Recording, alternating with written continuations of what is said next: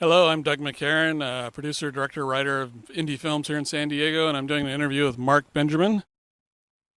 How you doing, Doug? Howdy. So you just got a movie done that you're getting out there. Right, it's kind of the first feature film of the horror genre that's come out of San Diego for quite a while. I'm very proud of it. It's called Ghostline. We had the initial screening about 2 weeks ago, and we had a full group show up for the screening, which was really exciting. People seemed to like the movie a lot. Can you tell us much about it? I mean, I know you can't give away the whole story, but Well, I'll give away what I can without the director getting too mad at me. Um, Basically, a horror movie, but it's not a typical slasher movie. It's the kind of movie that makes you think. It's a thriller. It's an adventure, and it's going to be like a roller coaster where you start high, you come down low, you go back up high again. Whole idea behind the film. We have some really good acting in it. Really good lead actors, supporting characters. I think everybody's going to like it a lot. It's just being accepted to the Fantastic Film Horror Festival, and we're right now planning on showing our film on November the 1st, 6 o'clock p.m. at the Reading Theaters downtown in San Diego. So things are looking very good right there. We just hired an assistant to help us distribute the film, so things are looking up right now. how did you get involved with it? Well, I was doing several movies around San Diego, and an opportunity became available with the director, Dean Whitney. Dean is the director and producer of Ghostline. We struck up a friendship, I have to say, and I became second assistant director on the film as well. So it was an opportunity for me to learn, and at the same time to bring some of my character actor work together as well. So for me it was a very good opportunity. For everybody it was a very good opportunity. So have you always been an actor? Did you always want to be an actor? How did you get to this? Well, it's been a long, windy road for me. Initially, I started my career, if you will, after I finished my theatrical training in college. I moved out here with my wife and started doing plays and things around the San Diego area. I then was invited to be a member of the cast for the miniseries Space that CBS showed back in 1982. Gave my age away there a little bit, but I did get to act with James Garner, Bruce Dern, and a bunch of other great actors in that, and it really turned out very well.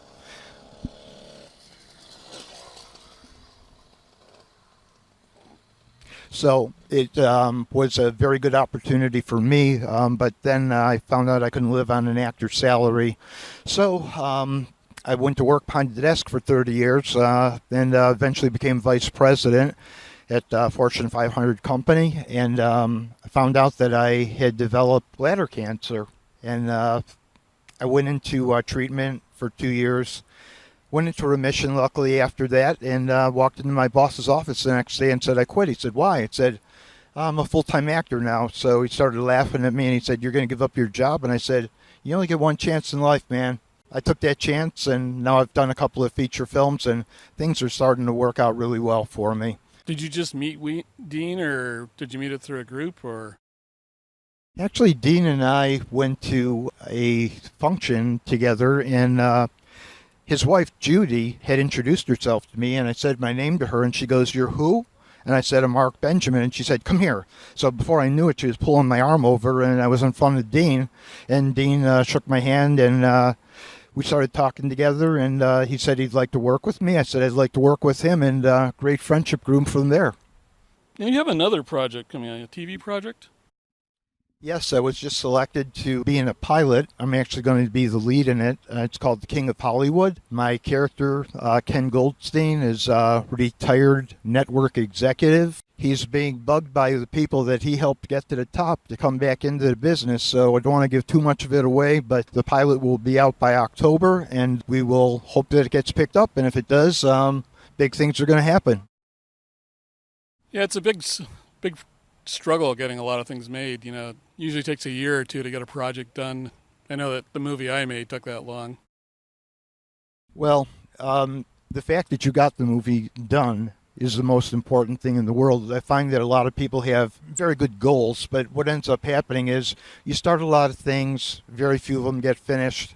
I give credit to all the directors in the world that start out with a dream, are able to put a film together, and then get it out in front of an audience. I mean, it definitely is a dedication of your life to getting it done, so I definitely hear you.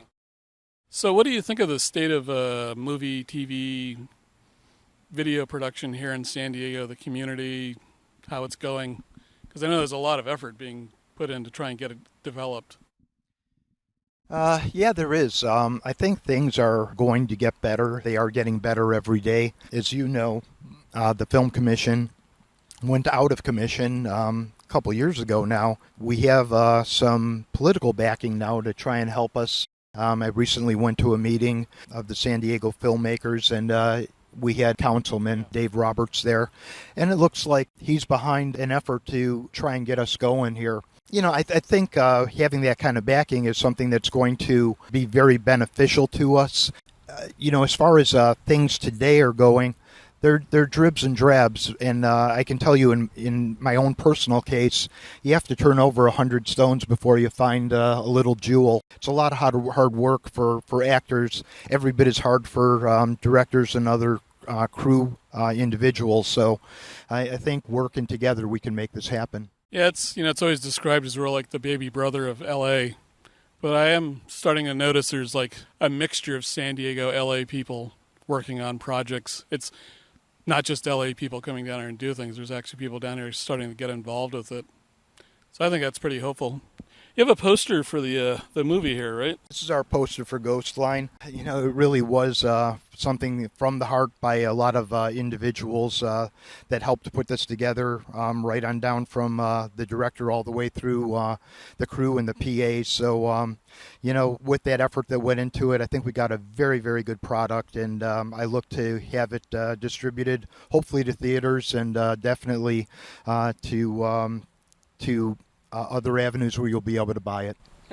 Says revenge is an unknown caller. It certainly always is. Yeah, if you go into Facebook and you look up Ghostline Movie, you can go into it. You could see our trailer. You could see also an invitation to have our film nominated for the film festival that we've been entered into. This is going to get a lot of playtime for us. Is there anything else you want to talk about in the movie business here, or personally, what you've learned about it's your only life or anything? It sounds like you've had a big revelation with your cancer and everything. Well, I can tell you that over at least in this year, I have been able to go up to LA on 5 separate occasions and do television spot in LA. My hope is that those spots will start moving down to San Diego. While it is nice to go to Los Angeles to do film, certainly doing it in San Diego would be much more appetizing. And I'm sure the people in our community agree with that. Yeah, a lot of people who don't live here don't know is there's almost any kind of location you can want here. We've got deserts, we got mountains, we got Balboa Park. There are waterfalls. I mean, it's just an amazing place. There's like an old rusty bridge out in Spring Valley. That's a great background. So I think it's a good thing that people come down here and check us out. Yeah, one of the key things about Ghostline is that we did have a couple of people come down from LA, but the entire film was shot down here in San Diego in the very local suburbs around us. So, with everything that was put into the movie, I have to say that 95% of it was San Diego. And anytime we're able to do something like that, that's kudos to our community and kudos to the director. Thank you, Mark. That's it. Check out Ghostline. Check out Mark Benjamin. Thank you for watching.